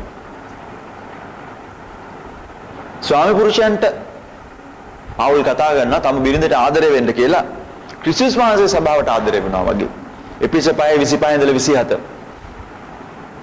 මේ කලබල වෙන්න එපා. තමුන්ට බිරිඳක් නැත්නම් එහෙම නැත්නම් තමුන්ට ස්වාමි පුරුෂයෙක් නැති කෙනෙක් කියනවා කලබල වෙන්න එපා මෙතනදී. ඒක වෙනම දෙයක්. නමුත් මෙතනදී ඒ ප්‍රේමයේ හැටි සම්බන්ධතාවයේ කුළුපගතාවයේ තරම අපිට පේනවා දවසකදී උන්වහන්සේ එනවා. ලොකු මහිමයකින් යුතු උන්වහන්සේ එනවා. එළිදර 21:2 නව යෙරුසලම ලස්සන මනමාලයක් වගේ යෝහන් දකිනවා. ඒ දවසට සූදානම් ලස්සන මනමාලයක් වගේ යෝහන් දකිනවා. අද පුංචි කුඩයි සභාව දුර්වලයි. ඒ වුණාට උන්වහන්සේ හිතන සභාව වගේ වෙනවා දවසකදී. පවිත්‍ර වෙනවා සභාව දවසින් දවස. ශක්තිමත් වෙනවා සභාව දවසින් දවස. බලවත් වෙනවා සභාව දවසින් දවස. ප්‍රබෝධමත් වෙනවා දවසින් දවස. මේ මනමාලී පවිත්‍රයි, ඒ සභාව පවිත්‍රයි, කිසිම කැලලක් නැහැ. අපේ අත්දැකීම අලුත් ගිවිසුමේ දර්ශනයට හැකිතරම් කිට්ටුවට ගේන්න ඕන. සභාව මෙන්න මේ වගේ කියලා පෙන්නනන්නේ නිර්දෝෂයි. සභාව මේ වගේ කියලා පෙන්නන අලුත් ගිවිසුමේ අපේ අත්දැකීම මේ වගේ වෙන්න ඕන. ඒ කියන්නේ අපේ ජීවිත රටාව මේ වගේ වෙන්න ඕන. අපේ සභාවේ අත්දැකීම මේ වගේ වෙන්න ඕනේ. ඒ තත්ත්වෙට ගේන්න ඕනේ. ඒක ගේන්නේ අපිමයි. සභාව වෙන අපිම තමයි අපේ ගුණාත්මක භාවය වැඩි කරගන්නේ. වෙන කවුරුත් පිටින් ඇවිල්ලා අපිව සුද්ධ කරන්න යන්නේ නැහැ. වෙන කවුරුත් පිටින් ඇවිල්ලා මේ සභාව ලස්සන මහිමවත් සභාවක් බවට පත් කරන්න ඔසවන්නේ නැහැ. අපි ජීවත් වෙන අපි තමයි දැනගන්න ඕන. අපේ අතේ තියෙන වගකීම් ටික අපි තමයි පවිත්‍ර වෙන්න ඕන. අපි තමයි ඒ කැලලක් නැතිකම රැක ගන්න ඕන. අපි තමයි මේ කන්‍යා භාවය, අපි තමයි මේ මනාලියගේ පවිත්‍රතාවය, අපි තමයි මේ පියකරු භාවය, සුද්ධ භාවය අපි තමයි රැක ගන්න ඕන. අපි තමයි සභාවේ මනමාලිය. අපි තමයි ක්‍රිස්තුස් වහන්සේගේ මනමාලිය සභාව. ක්‍රිස්තුස් වහන්සේගේ ආදරයට ප්‍රතිචාරයේ ප්‍රේමය වෙන්න ඕනේ. ඒක පෙන්වන්නේ කොහොමද? සුද්ධ වූ පවිත්‍ර වූ ජීවිත රටාවක් තුලින්. මේ තෑන් වහන්සේට දක්වන ප්‍රතිචාරයේ ආදරේ ඒක පෙන්වන්න වෙන්නේ අපේ ජීවිතයේ පවිත්‍රතාවය තුලින්. ජීවිතේ රැකගත යුතු ප්‍රමිතිය රැක ගැනීම තුලින් තමයි මේ ආදරයේ සෙනෙහස තහවුරු කරන්නේ. ඒක පෙන්වන්නේ. උන්වහන්සේ අපි කරේ තියලා තියෙන අරමුණු, අපෙන් බලාපොරොත්තු වෙන දේවල් ඉටු කිරීමෙන් අපි ඒක පෙන්වන්නේ. ඒ ආදරයේ සෙනෙහස අපි උන්වහන්සේට පෙන්වන්නේ. උන්වහන්සේගේ පියකරු බවට දිගට මාරු වෙන්න ඕනේ. ඒක සම්පූර්ණත්වයට පත් වෙන තෙක් දිගින් දිගටම ඒ ස්වරූපයට මාරු වෙමින්. පළවෙනි පේතෘස් 2:9 කියනවා වගේ උන්වහන්සේගේ උත්කෘෂ්ඨතාවය ස්වરૂපය දක්වමින්. සභාව දිහා බැලුවාම මිනිස්සු මොනවද දකින්න ඕනේ? සභාව කියන්නේ ක්‍රිස්තියානිකම කෙටියෙන් බැලුවොත් එහෙම. ක්‍රිස්තියානි මිනිස්යන් දිහා බැලුවාම කිතුණු නොවන ජනතාව මොකද්ද කියන්න ඕන? එක වචනයකින් දෙකකින් කියන්න දෙයක් තියෙන්න ඕන. යහපත් දේවල් කියන්න තියෙන්න ඕන. යහපත් කියන්නේ ක්‍රිස්තුස් වහන්සේගේ ගතිගුණ. බලපු ගමන් ඒවා හඳුනා ගැනීමේ අනන්‍යතාවයේ අප තුලින් विद्यमान වෙන්න ඕන ජීවිත රටාව ඇතුළේදී.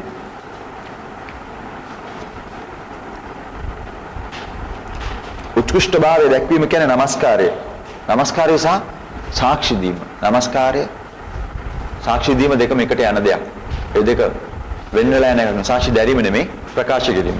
යේසුස් වහන්සේ ගැන ප්‍රකාශ කිරීම සහ උන්වහන්සේව වර්ණනා කිරීම. හදවත මනස සිරුර තුනෙන්ම පෙන්වන ගෞරවය මුසු ප්‍රේමය නමස්කාරය කියන්නේ. ඒකට තමයි අපි මවලා තියෙන්නේ. උන්වහන්සේව මහිමයටපත් කරන්නයි සදා කාලයටම උන්වහන්සේව භුක්ති විඳින්නයි මවලා තියෙන්නේ. සාක්ෂි කියන්නේ අනෙක් අයට අපේ තියෙන ප්‍රේමණීය ප්‍රතිචාරය. කැඳවලා තියෙන්නේ ඒකටයි. සාක්ෂියක් වෙන්න අනිත් අයට පෙන්වන්න. මේ ස්වરૂපය පෙන්වන්න. දෙවියන් වහන්සේ උන්වහන්සේගේ ධර්මයයි සුභාරංචයයි කවදාවත් වෙනස් වෙන්නේ නැහැ. බිඳුවක්වත් ඒක වෙනස් කරන්න බෑ. ඒත් නූතන ස්ත්‍රියට නූතන පුරුෂයාට බලපෑමක් ඇති විදිහට අපි මේක ඉදිරිපත් කරන්න ඕනේ. එතනයි වෙනස තියෙන්නේ. අද වර්තමානයේ පසුබිමට වර්තමානයේ තියෙන අයට ග්‍රහණය කරගන්න පුළුවන් වෙන්නේ විදිහටයි ඒ අයට බලපෑමක් ඇති වෙන විදිහටයි නමස්කාරයයි සාක්ෂියයි මේ උත්කෘෂ්ඨතාවය දැක්වීම කියන එකටද මම කියන්නේ. ඒක කරන්න ඕන අද දවසේ අයට බලපෑමක් ඇති වෙන විදිහට. හැබැයි අපි නමස්කාර කරන්න මෙන්න මිනිස්සුන්ට පේන්න නෙවෙයි. ඒක වෙනස්. නමස්කාරය කොයිතරම් සත්‍යවාදීද කියනවනම් අනිත් එක්කෙනාට බලපෑමක් ඇති කරනවා. අන්න ඒකයි සබෑ වෙන්න ඕන. ඇත්තරම වෙන්නේ ඒකයි. අනිත් අයට පේන්න අපි නමස්කාර කරන්න බෑ. මගේ නමස්කාර ක්‍රමයෙන් අනිත් අයට බලපෑම් කරන ඒ අයට පේන නමස්කාරය හදලා නෙවෙයි. ඒ තරම් සත්‍යවාදීව නමස්කාර කරනවා. එතකොට අනිත් අයට බලපෑමක් ඇති වෙනවා. ආත්මයෙන් සබෑකමෙන් නමස්කාර කරන අය දෙවියන් වහන්සේ අද හොයනවා. ඒ වගේ සභාවක් උන්වහන්සේ හදනවා. ඒ වගේ සභාවක්, ඒ වගේ දෙයක් සභාවෙන් උන්වහන්සේ බලාපොරොත්තු වෙනවා. සභාව අලුත් ගිවිසුම් කියන සභාවට කිට්ටු නම් අපේ රැස්වීම නීරස නිදිමත දේවල් බවට පත් වෙන්න යන්නේ නැහැ. අපේ රැස්වීම චාරිත්‍රානුකූල නොඑක් වත්පිළිවෙත් ඉටු කරන දේවල් බවට පත් වුණොත් තමයි ඒව කැමති නැති දේවල් වෙන්නේ. ඒව නිදිමත වෙන්නේ. ඔයා දේව අභිමුඛය අත්දකිනවා නම් ඕම ඉඳගෙන ඉන්න ගම ඔයා කවදාවත් මෙතනින් නැගිටලා යන්නේ නැහැ. ඔයාට මේක සිරිතක් වෙනවා නම් ඔයාට මෙතනින් නැගිටලා යන දේශකයා ඉවර වෙනවා, මාරු වෙනවා. ඊළඟට මොකක් හරි තව අයිටම් එකක් සිද්ධ වෙන්න තියෙනවා. තව මොන හරි දෙයක් වෙන්න තියෙනවා අපේ. ඒ වගේ චාරිත්‍රානුකූල බවට පත් වෙනකොට සභාව. ඒක අලුත් ගිවිසුම් සභාව නෙමෙයි. එතකොට මිනිස්සුන්ට නිරස දෙයක් වෙනවා. එතකොට හොඳ සැප පුටු ඕන වෙනවා ඉඳන් ඉන්න මිනිස්සුන්ට. වැඩි වෙලාවක් නිදිය ගන්න එපා. නමුත් දේව අභිමුඛයේ සංවේදීව ඉන්නවා නම් මිනිස්සෙක් සභාව රැස් වෙන වෙලාවේදී තමුන්ගේ රැස්වීමේදී ඔබ ස්වාමීන් වහන්සේත් එක්ක ගනුදෙනුවක් කරමින් අත්දැකීමකට ඇතුල් වෙලා ඉන්නවනම් ඔය කවදාවත් ගෙදර තියෙන හැලිවලන් බලන්න දුවන්නේ නැහැ ගෙදර එහෙනම් ඒකෙන් බැලලා. එලාව බල බැහැලා දුවන්න යන්නේ නැහැ ලේසියෙන්. ඉක්මනට ගෙදර යන්න හිතන්නේ නැහැ. ඔය ස්වාමීන් වහන්සේත් එක්ක සම්මුඛ වෙලා නම් මේ රැස්වීමක ඉඳගෙන ඉන්නේ. ඔය කණ්ඩායම හමුවට එනකොට ඔය දෙවියන් වහන්සේ මුණ ගැහිලා නම් ඉන්නේ. ඉවර කරලා ගෙදර දුවන්න ඔයගේ පුද්ගලික කාරණාවලට බහින්න කවදාවත් හදිස්සි වෙන්නේ නැහැ එහෙනම්. ඒකයි සභාව කියන්නේ. අලුත් ගිවිසුමේ සභාව කියන්නේ ඒකයි. ඒ රූපය දරනවා නම් අපේ සභාව. ඒ රූපය දරනවා නම් අපේ සභාවේ රැස්වීම, අපේ හමුවීම මහා ලොකු ප්‍රබෝධමත් දේවල් බවට පත් වෙනවා. ඉවර කරගන්න බැරි ප්‍රබෝධමත් දේවල් බවට පත් වෙනවා. ක්‍රිස්තුස් වහන්සේ මැදි කරගත්තු එකිනෙකා එක්ක බැඳුණු දෙවියන් වහන්සේ සතු සෙනගකින් සභාව සමන්විත වෙනවා. ක්‍රිස්තුස් වහන්සේ මැදි කරගත්තු එක එක්කෙනාත් එක්ක බැඳුණු දෙවියන් වහන්සේ සතු සෙනගකින් සභාව සමන්විත වෙනවා. ඉතින් ඒ වගේ තැනක් අද තැන් මෙතන තියෙනවා නම් ඒක ස්වර්ගයක් නේද? ඒක ස්වර්ගය. දෙවියන් වහන්සේ සතු සෙනගක් එකිනෙකාට බැඳිච්ච සෙනගක් ක්‍රිස්තුස් වහන්සේ මැදි කරගෙන මෙතන ඉඳගෙන ඉන්නවා නම් ඒක නේද ස්වර්ගය? ඒක නේද අපේ බලාපොරොත්තුව? ඒක නේද මිහිර? ඒක නේද ඉවර වෙන්නේ නැති ආසාව? පුංචි මොඩල් එකක් සභාව. පුංචි ආදර්ශයක්. මොඩල් ටවුන් කියලා කියන්නේ ආදර්ශ නගර. අන්න ඒ වගේ මේ නගරය ගැන ස්වර්ගික නගරය ගැන මේ දේශය ගැන ආදර්ශයක් වෙන සභාව. එතන තියෙන මිහිර, එතන තියෙන බලපෑම, එතන තියෙන බලය, එතන තියෙන සමාදානය ඇති කරන පුංචියට පෙන්눔 කරන තැනක් බවට සභාවපත් වෙන්න අවශ්‍යයි. ඉතින් අපි කරුණු පහක් ඔස්සේ ක්‍රිස්තුස් වහන්සේගේ සභාව කියන්නේ මොකක්ද කියලා බැලුවා. මම හිතනවා පැහැදිලි පින්තූරයක් තව ටිකක් වර්ධනය කරගන්න, පැහැදිලි පින්තූරයක් ලබා ගන්න ඕගලන්ට අද අධ්‍යයනය උදව් වුණා කියලා ක්‍රිස්තුස් වහන්සේගේ සභාව කියන අධ්‍යයනය මෙහෙම ඉවර වෙනවා.